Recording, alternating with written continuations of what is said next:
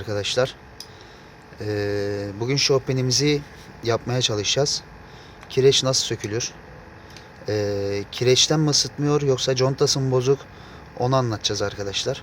Gördüğünüz gibi şofbenimiz. Buradan arkadaşlar bir başka cihazdan bir başka cihaza parçaları geçirerek bir cihaza adam etmeye çalışıyoruz. Şu an kireç nedeniyle mi diye kireç sökücü döktük arkadaşlar. Gördüğünüz gibi kirecini sökmeye çalıştık. Bu şekilde kireç sökücüyü kırmızı taraftan attık arkadaşlar. Buradan da zaten suyun giriş yeri. Buradan da gördüğünüz gibi köpürdü. Arkadaşlar kirecimizi sökmeye çalıştık. Fazla kireç olmadığını gördük.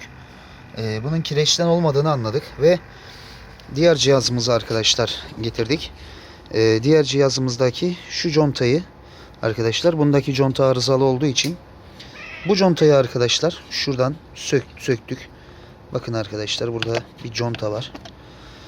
Bu conta arkadaşlar elektrik ayrımını yapıyor. Yani şu şekilde göstereyim.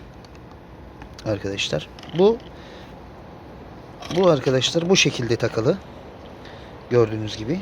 Conta bunun arasında kalıyor ve bunun ittirme kuvvetiyle arkadaşlar şöyle göstereyim.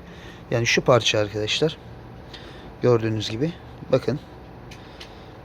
Bu şekilde arkadaşlar. Su tazyikli geldikçe bunu yukarıya itiyor. Ve şurada gördüğünüz parçada şunların elektriğinin geçmesini sağlıyor. Yani su buradan geldiği zaman bu cihaza diyor ki tamam, buradan elektriği gönderebilirsin. Bu cihazımızda arkadaşlar her tarafı arızalı olduğu için, kırık olduğu için bu cihazımızdan bu contayı arkadaşlar buna takacağız. Bu cihazımıza takacağız ve suyu ısıtmasına bakacağız. Isıtmıyorsa arkadaşlar bu cihazımızdan da şu bölümdeki bunlar da arızalı olabiliyor eğer ısıtmıyorsa.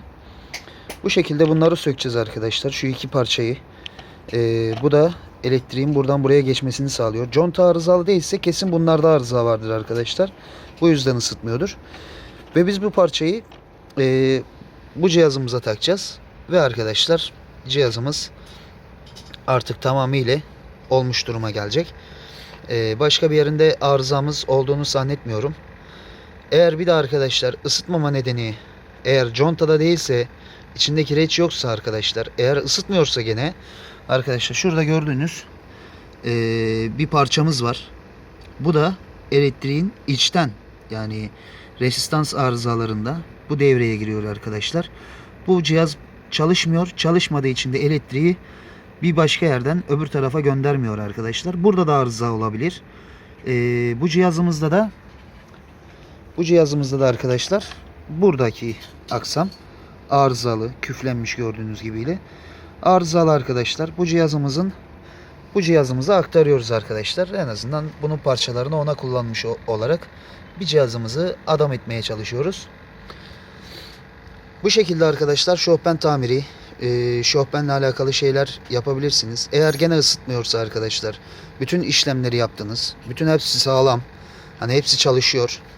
Ama ısıtmıyorsa arkadaşlar demek ki şofbenimizde şurada gördüğünüz resistanslar arızalıdır arkadaşlar. Isıtmıyordur. Ondan sonra resistansı artık komple şofbeni çöpe atabilirsiniz.